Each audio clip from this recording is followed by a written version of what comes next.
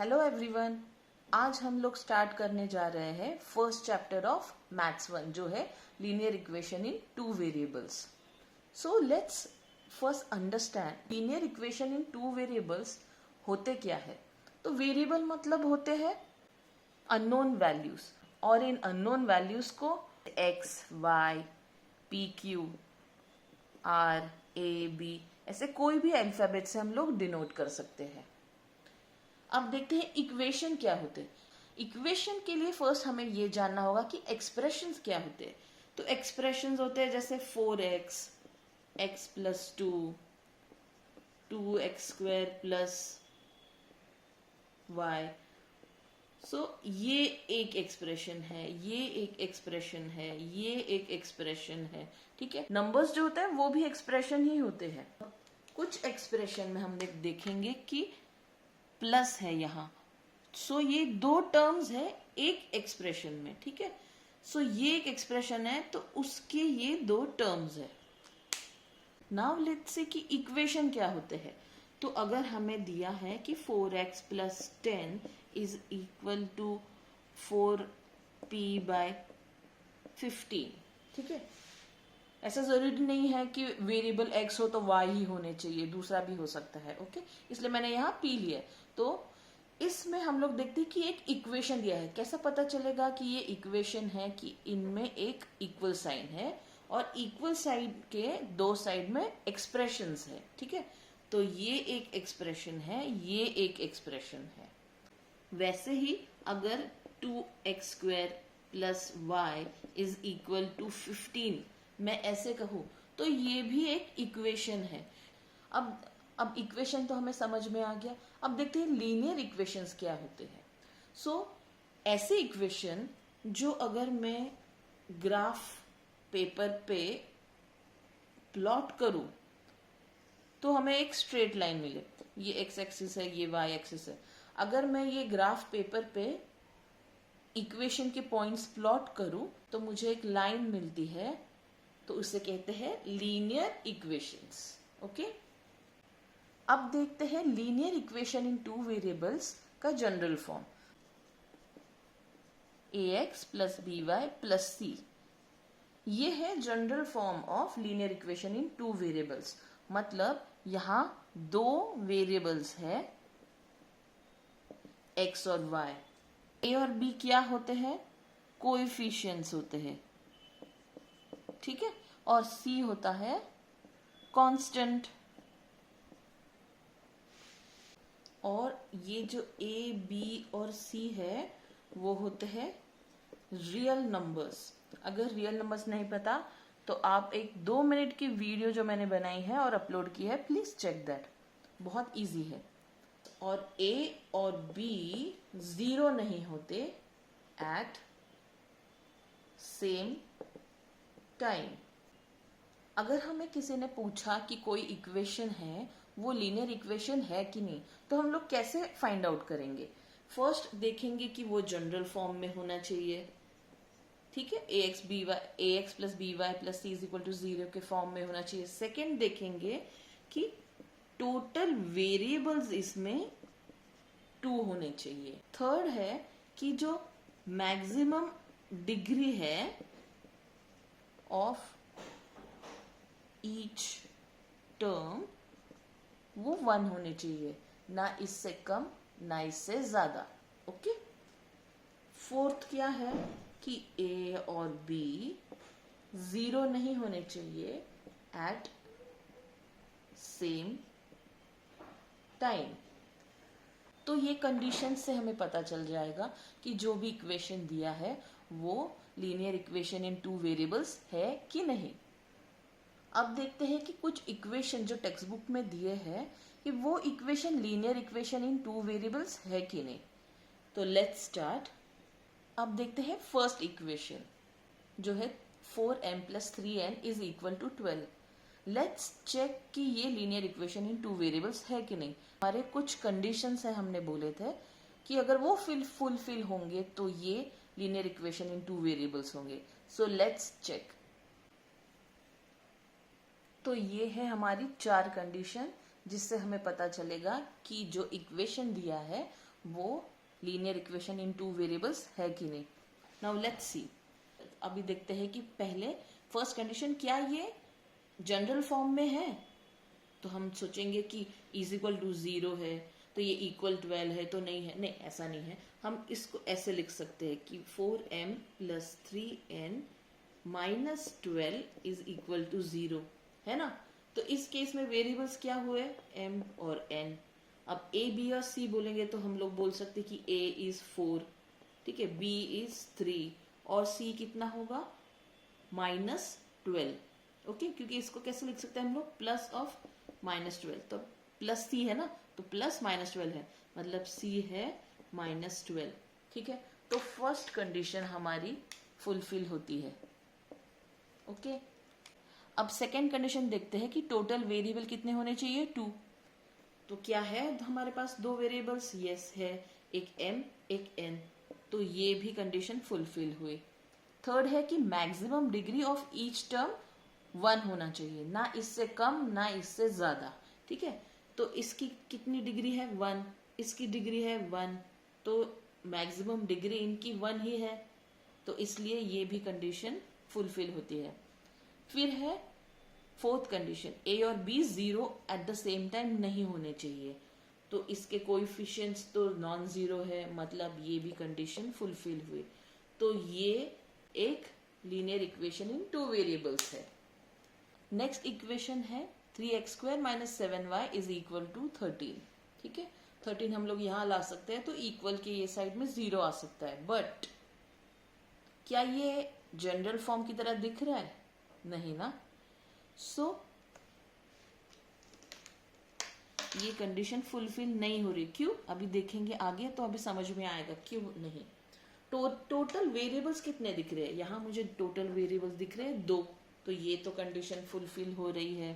ठीक है, अब थर्ड कंडीशन है maximum degree of each term कितना होना चाहिए, 1 होना चाहिए. क्या इनका मैक्सिमम डिग्री हर एक टर्म का 1 है, चेक करते हैं. अभी इसका 2 दिया है और इसका कुछ नहीं है, मतलब 1 है. हमें चाहिए maximum degree of each term 1, ना इससे कम ना इससे ज्यादा. तो इस केस में ये फेल हो जाता है. ओके, तो इसलिए ये इक्वेशन जो है वो लीनियर इक्वेशन इन 2 वेरिएबल्स नहीं है. अब देखते हैं क्या ये इक्वेशन एक लीनियर इक्वेशन इन 2 वेरिएबल्स है. क्या ये जनरल फॉर्म की तरह दिख रहा है, हाँ दिख रहा है. ठीक है, सो ये करेक्ट है. अब टोटल वेरिएबल्स देखते हैं कितने हैं. हम एक, ये है x, ये y, तो टोटल कितने हुए वेरिएबल्स, 2. तो ये भी कंडीशन फुलफिल हुई. अब देखते हैं maximum degree of each term 1 है कि नहीं. ओके, इसकी डिग्री कुछ नहीं दी, मतलब 1 है, इसकी भी 1 है, तो हर एक टर्म की डिग्री कितनी है, 1 है. सो ये कंडीशन फुलफिल हो जाती है. ओके, फोर्थ कंडीशन है a और b 0 नहीं होने चाहिए एट द सेम टाइम.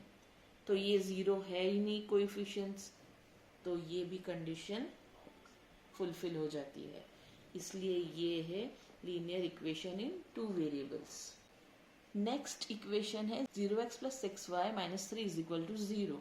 ठीक, अब इस केस में 0x है, मतलब ये टर्म 0 हो जाता है. तो बचता क्या है, 6y minus 3 is equal to 0. अभी देखा जाए तो ये जनरल फॉर्म की तरह दिख रहा है क्या, नहीं. वेरिएबल्स कितने हैं इसमें, एक ही दिख रहा है. ठीक है, तो ये भी कंडीशन फॉल्स हो जाती है हमारी. तो इसलिए हम लोग आगे देखने की जरूरत ही नहीं है. हम इसे कहते हैं कि ये लीनियर इक्वेशन इन 2 वेरिएबल्स नहीं है. पर डेफिनेशन के हिसाब से a और b 0 नहीं होने चाहिए एट द सेम टाइम. ये a अगर है और ये b है, तो ये एक साथ 0 नहीं है, सिर्फ एक ही 0 है. तो ये डेफिनेशन के हिसाब से तो राइट है कि लीनियर इक्वेशन इन 2 वेरिएबल्स है, बट हम इसे लीनियर इक्वेशन इन 2 वेरिएबल्स नहीं लेंगे फॉर दिस चैप्टर, बिकॉज इस इक्वेशन को हम लोग ऐसे लिख सकते हैं और इसमें सिर्फ एक ही वेरिएबल आ रहा है दूसरा वेरिएबल है ही नहीं।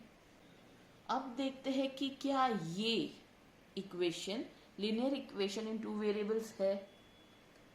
तो इसमें हम लोग देखेंगे कि ये जनरल फॉर्म में दिख रहा है। हाँ दिख रहा है, दो वेरिएबल्स है, ये a है, ये b है, ये c है, ठीक है। पर इसे हम लोग कैसे लिख सकते हैं, क्योंकि यहाँ कोएफिशिएंट ऑफ y क्या है, 0 है, तो 0 इंटू वाई ये हो जाता है 0। तो ये इक्वेशन कैसे लिखेंगे हम, 0.3x minus 36 is equal to 0। तो ये भी केस हमारे फोर्थ वाले केस की तरह ही है। ये वाला इक्वेशन भी हमारा फोर्थ के इक्वेशन की तरह ही है कि दिख तो रहा है जनरल फॉर्म की तरह, डेफिनेशन के हिसाब से भी ये चल रहा है। डेफिनेशन क्या कहता है जनरल फॉर्म का, कि दो वेरिएबल्स हो और a b c मतलब 0.30 और 36 ये रियल नंबर्स हो, और a और b ये 0 नहीं होने चाहिए एक ही टाइम पे। तो ये भी है कि ये 0 है बट ये 0 नहीं है, तो ये करेक्ट है। बट इसको हम लोग, इस इक्वेशन को हम लोग लिख सकते हैं इस तरह से, क्योंकि यहाँ 0 हो जाता है। तो 0.3x minus 36 is equal to 0, ये इक्वेशन है। ये तो हमारे स्टैंडर्ड फॉर्म की तरह नहीं दिख रहा है, यहाँ टोटल वेरिएबल भी एक ही दिख रहा है। ये टर्म 0 हो गया, इसलिए हमें एक ही वेरिएबल बचा, तो ये कंडीशन फुलफिल नहीं हुई। तो इसलिए ये डेफिनेशन के हिसाब से तो linear equation in two variables है, बट हमें इस चैप्टर में इसे linear equation in two variables नहीं कहेंगे, क्योंकि हमारा सेकेंड वेरिएबल का टर्म 0 हो रहा है। तो हमें यहाँ एक ही वेरिएबल दिख रहा है, इसलिए ये linear equation in two variables नहीं है। अब नेक्स्ट है ये इक्वेशन, सिक्स्थ है 4/x plus 5/y is equal to 4। तो हम लोग पहले देखेंगे क्या ये जनरल फॉर्म की तरह है, नहीं दिख नहीं रहा है, क्योंकि डिनोमिनेटर में है वेरिएबल्स, न्यूमरेटर में नहीं है। तो हम लोग ट्राई करेंगे कि ये जो वेरिएबल्स है इसको न्यूमरेटर में कैसे लाते हैं। 4 इसको हम लोग लिख सकते हैं 4 into 1/x 5 into 1/y is equal to 4, है ना। अब इसको लिख सकते हैं x raise to -1 according to indices, ठीक है, plus 5 into Y raise to -1 is equal to 4। अब ये जो इक्वेशन है, क्या ये इक्वेशन, अब तो ये वेरिएबल्स आ गए न्यूमरेटर में, अब क्या ये इक्वेशन एक linear equation in two variables है, वो चेक करते हैं। कंडीशंस है जनरल फॉर्म, क्या ये जनरल फॉर्म में दिख रहा है, दिख तो रहा है, बट कुछ तो प्रॉब्लम लग रहा है, कुछ तो अलग लग रहा है ना, क्योंकि इसका डिग्री का कुछ प्रॉब्लम लग रहा है। तो हम लोग नेक्स्ट देखेंगे, क्या टोटल वेरिएबल्स 2 है, हाँ 2 तो है, एक x है एक y है, तो ये तो चेक हो गया।